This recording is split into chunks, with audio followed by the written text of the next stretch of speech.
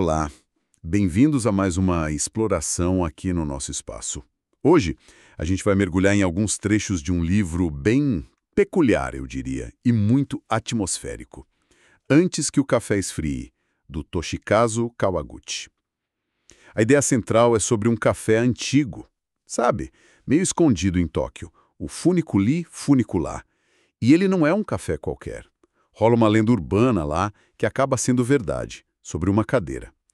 Uma cadeira específica que permite viajar no tempo. Parece incrível, né? Nossa, totalmente incrível. Mas assim, pelos trechos que a gente viu, essa viagem no tempo não é nada simples, né? Tem um monte de regras, regras bem estritas mesmo, que limitam pra caramba o que dá pra fazer, o que dá pra mudar nessa viagem. Quase um manual de instruções super restritivo. Exato. Então a nossa missão hoje é tentar captar essa atmosfera única do café, decifrar essas regras que são meio enigmáticas e acompanhar o que acontece com algumas personagens, tipo a Fumiko, a Kotaki, a Irai e a Kei, que resolvem encarar essa cadeira. A gente vai investigar o que essa possibilidade de revisitar o passado ou até o futuro revela sobre os desejos delas, os arrependimentos e sobre o próprio tempo, a memória. O livro já começa provocando a gente. Se você pudesse viajar no tempo, quem você gostaria de encontrar? Vamos ver o que essas personagens buscaram. Para começar, vamos tentar montar o cenário. O Funiculi Funicular, ele é descrito como um lugar subterrâneo, sem janelas, Uhum. iluminado por poucas luminárias, com aquela luz meio sépia, sabe? Dá um ar bem antigo. Sim, e reforçado por aqueles 3 relógios na parede, né? Cada um marcando uma hora diferente, super estranho. Exatamente. E é pequeno, bem pequeno. Acho que só cabe 9 pessoas. Meio intimista até demais. Essa ambientação toda ajuda a criar essa sensação de um lugar meio fora do tempo normal, né? E tem um detalhe curioso. Apesar de ser de 1874, uma época antiga, e não ter ar-condicionado, dizem que o café é sempre fresco, mesmo no maior calor do verão. Ninguém explica como. É um pequeno mistério ali dentro. E quem trabalha lá? A gente tem a Kazu Tokita, que é a garçonete principal, aquela que serve o café para a viagem no tempo.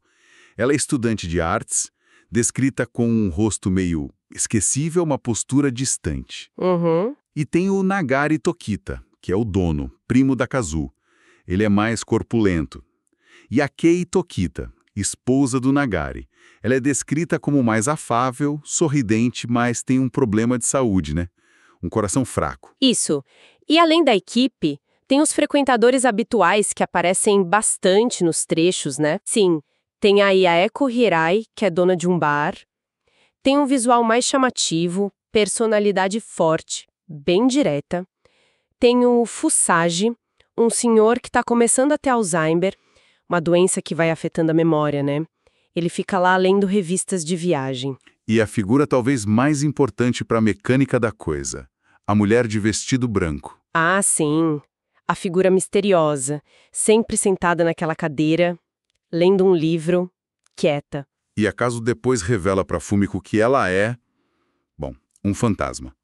O que é meio chocante no começo porque ela parece tão real, né? Totalmente. Difícil de acreditar. Mas é aí que a gente entra nas regras da viagem. A Kazu explica tudo para Fumiko, de um jeito bem direto, quase burocrático. E a primeira regra já é uma barreira. Só dá para encontrar pessoas que já frequentaram o café antes. E isso já limita bastante, né? Não dá para ir conversar com, sei lá, os Santos Dumont, só com quem já passou por ali. Exato. Mas a regra que talvez cause mais impacto, principalmente na Fumiko, é a segunda. Não importa o que você faça ou diga lá no passado. Uhum. Não dá para mudar o presente. Nada. O que aconteceu, aconteceu. O que vai acontecer do mesmo jeito. Essa regra choca a Fumiko, né? Porque ela queria impedir a viagem do namorado. Aí ela pensou, mas então pra que voltar? Pois é. Essa é a grande pergunta que parece que atravessa todas as histórias, né? Se não dá para mudar nada, qual o sentido? A Kazu não dá uma resposta muito filosófica, ela só diz porque é a regra. O que faz a gente pensar que talvez o objetivo da viagem não seja alterar os fatos lá fora. Mas algo mais interno, talvez. Exatamente. Parece que o foco é o outro. Talvez na pessoa que viaja. E a quinta regra reforça a seriedade disso tudo. É talvez a mais dramática. A viagem dura só o tempo que o café leva para esfriar. Aquele café especial que a Casu serve. Tem que beber tudo antes que esfrie. É crucial. Porque se não beber, aí vem a consequência terrível. A pessoa vira o próximo fantasma preso naquela cadeira. Que é exatamente o que aconteceu com a mulher de vestido branco, né? A Casu explica que ela tá lá porque deixou o café esfriar quando foi ver o marido que tinha morrido. Nossa, dá um arrepio pensar nisso. Com certeza. E isso conecta com a terceira regra.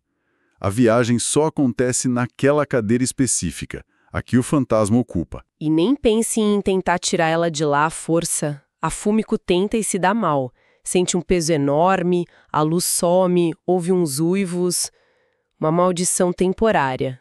Então a única chance é esperar a mulher se levantar para ir ao banheiro, o que só acontece uma vez por dia e sem hora certa. Tem que ter sorte e paciência. Muita paciência. E tem mais uma. A quarta regra. Uma vez que você viajou para o passado ou para o futuro, não pode levantar da cadeira. Ficar preso ali, sentado, durante toda a experiência. Mobilidade zero. Ok, então vamos recapitular rapidinho antes das histórias. Só encontra gente do café, não muda o presente, só na cadeira da fantasma, e só quando ela sai, não pode levantar, e tem que beber o café antes que esfrie. Ufa! É um pacote bem restritivo. E parece que só dá para fazer a viagem uma vez, né? Foi mencionado isso. Sim. E sobre viajar para o futuro, é possível, mas meio que considerado inútil, porque não tem garantia nenhuma de encontrar quem você quer naquele tempinho curto. O futuro é muito incerto. Beleza. Então vamos ver como isso funciona na prática. Começando com a Fumiko. Ela é profissional de TI na área médica, bem focada na carreira. E o namorado dela, o Goro, tá indo embora para os Estados Unidos. Ela se arrepende de não ter dito que sentia por orgulho, sabe? E aí ela descobre as regras e fica super frustrada, principalmente com a de não poder mudar nada. Passado, a conversa com o Goro acontece de novo, bem parecida. Ela ainda hesita em falar, não vá. Mas dessa vez, ela escuta algo que não tinha escutado antes. O quê? Ele confessa uma insegurança que ele tem por causa de uma cicatriz e pede para ela esperar por ele. 3 anos. Ah, então, o presente não muda. Ele viaja mesmo assim. Exato. Goro parte, mas a Fumiko volta diferente, né? A viagem não mudou o fato, mas deu para ela uma nova compreensão dos sentimentos dele e uma nova esperança. Já temos uma pista aí sobre o verdadeiro propósito dessa viagem, né? A mudança é interna. Exatamente. Não mudou o evento, mudou a percepção dela. E essa ideia fica ainda mais forte na história seguinte, da Kotaki e do marido dela, o Fusagi. Ah, essa história é muito emocionante. A Kotaki é enfermeira e o Fusagi está com Alzheimer, perdendo a memória. E ele quer voltar ao passado para entregar uma carta para ela. Uma carta que ele nunca conseguiu dar. Só que a Kotaki acha estranho, porque ele mal sabia escrever, né? Fica super intrigada. Sim, aí ela decide viajar, ela mesma vai pro passado para receber essa carta misteriosa dele. E o que acontece lá? Ela volta 2 anos, num momento em que ele já sabia da doença, mas ela ainda não. E ele percebe que ela é a Kotaki do futuro. Aí, com medo de esquecer ela completamente, ele entrega a carta para essa Kotaki que veio do futuro. Nossa, e o que dizia a carta? Era algo bem profundo. Ele pedia para ela continuar sendo a esposa dele por amor, sabe? E não só uma cuidadora por pena ou dever quando ele não fosse mais, como ele diz, útil como marido. Que peso isso. E como ela volta para o presente? Ela volta decidida a honrar esse desejo dele. A viagem não curou o Alzheimer, óbvio, mas mudou a forma como ela viu o relacionamento deles, o cuidado. Ela se reafirma como esposa. De novo, a mudança foi no coração dela, na dinâmica deles no presente. Faz todo sentido. Agora, a história da Ayako Hirai, a dona do bar, essa parecia muito marcada pela culpa, né? Sim, total. A irmã mais nova dela, a Kumi, morreu num acidente de carro. E foi logo depois de Akumi tentar visitar a Irai em Tóquio para convencê-la a voltar para casa, para Sendai, onde a família tinha um hotel. E a Irai sempre meio que evitava a irmã, né? Por isso a culpa. Exato. Então ela quer voltar 3 dias no tempo só para pedir desculpas para Akumi. E aí entra a questão da cadeira de novo. Como ela consegue? Precisa da ajuda da Kazu de algum jeito que não fica muito claro como. A Kazu consegue fazer a fantasma ir ao banheiro na hora certa.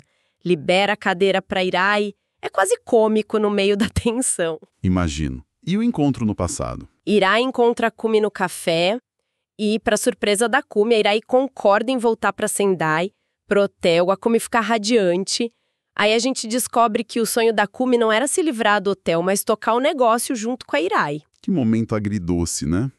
Porque a Irai sabe o que vai acontecer com ela logo depois. Exatamente, ela tem que lutar contra a vontade de avisar sobre o acidente. É uma batalha interna ali. Ela só consegue agradecer a Akumi por tudo. E ela quase perde a hora de voltar, não é? Quase. A Kei, que também estava lá naquele passado por coincidência, lembra ela da promessa que ela fez para Akumi naquele momento. Isso acorda a Irai a tempo de beber o café. Ufa. E para esta viagem, a Kazu até deu uma ajuda extra, né? Sim, deu um palito especial que apitava tipo um alarme um pouco antes do café esfriar. Uma tecnologiazinha ali para garantir... Nossa, foi por pouco mesmo. E o resultado? Ela volta ainda de luto, claro, mas com uma nova direção na vida. Ela decide cumprir o desejo da irmã, se muda para Sendai para cuidar do hotel. A viagem não trouxe a Akumi de volta, mas deu um fechamento para Irai e um novo propósito. Transformou a culpa em ação. é incrível como essa impossibilidade de mudar o fato externo acaba forçando mudanças internas tão grandes. E por último, tem a viagem mais diferente, talvez. A da Kei, a esposa do dono, para o futuro. Sim, essa é bem comum. A Kei tem a saúde frágil, né, por causa do coração, e tá grávida, uma gravidez de risco. O medo dela é morrer antes de ver a filha crescer. Então ela decide arriscar tudo e viajar 15 anos para o futuro, mesmo sabendo que era super incerto se encontraria alguém. Exatamente. Uma aposta alta. E quando ela chega lá, o cenário mudou bastante. Como assim? O Nagari e a Kazu não estão mais lá. Foram para Hokkaido. Quem está gerenciando o café é o Goro, aquele ex da Fumiko, que voltou dos Estados Unidos. Que reviravolta. E a filha dela? Não tá lá de cara. A esperança daqui começa a diminuir, mas aí aparece uma adolescente. Uns 15 anos, é a Miki, a filha dela. Que momento. E como foi a conversa? No começo meio tensa, a Miki parece um pouco distante, talvez ressentida, mas logo ela revela que de alguma forma ela sabia, ela esperava por aquele encontro. E aí, emocionada, ela agradece a Kei por ter escolhido ter ela, mesmo com todos os riscos para a própria Kei. Uau. Quer dizer, mesmo sem saber o que aconteceu com ela, mesmo nesses 15 anos, a viagem deu para Kei uma resposta. Validou a escolha dela no presente. Exatamente, ela volta pro presente com um coração mais tranquilo, sabe? Confortada por saber que a decisão dela de ter a filha, mesmo sendo tão arriscada, valeu a pena, resultou naquela jovem e significou muito para Maiki. Fica muito claro o padrão, né?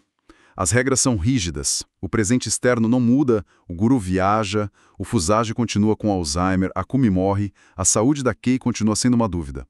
Mas a experiência da viagem, ela transforma quem viaja. Sem dúvida alguma. Não é sobre consertar a linha do tempo como a gente costuma ver em outras histórias. É sobre ganhar compreensão, perspectiva, aceitação. Ou até a força para seguir em frente de um jeito novo. A Kutake redefine o papel dela. A Irai encontra um novo caminho para honrar a irmã. A Fumiko ganha esperança. A Kei encontra paz. Parece que a Kazu estava certa, né? Quando ela meio que sugere que a cadeira tem sim um propósito, mesmo que seja só mudar o coração de quem senta ali. Aquela matéria de revista que criticava a cadeira talvez não tenha pego esse ponto. É uma visão bem diferente e, eu acho, bem mais introspectiva da viagem no tempo. Foca muito no impacto psicológico, emocional. Com certeza. E assim a gente encerra a nossa visita ao Funiculi Funicular. Um lugar onde o tempo pode ser visitado sim, mas não reescrito.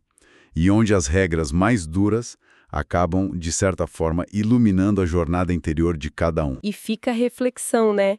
Se a gente não pode usar essa viagem para consertar o passado ou para garantir o futuro da forma que a gente imagina, Qual é o valor real de olhar para esses momentos?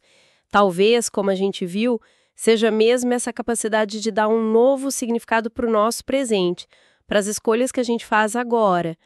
Ou, pensando um pouco além do que os trechos mostram tão diretamente, qual será o efeito, mesmo que sutil, dessas visitas naquelas pessoas que foram encontradas no passado? Uma conversa fora do tempo, tipo a de Airo com a Kumi. Mesmo não mudando o destino final, será que não deixou um pequeno eco ali, naquele momento específico, para quem ficou? É uma pergunta interessante para deixar no ar. Os trechos que a gente explorou hoje cobrem as histórias, os namorados, marido e mulher, as irmãs e um pedaço de mãe e filha. O livro completo com certeza tem mais nuances desse café tão especial. Fica a dica. Obrigado por acompanhar a gente nessa análise. Até a próxima!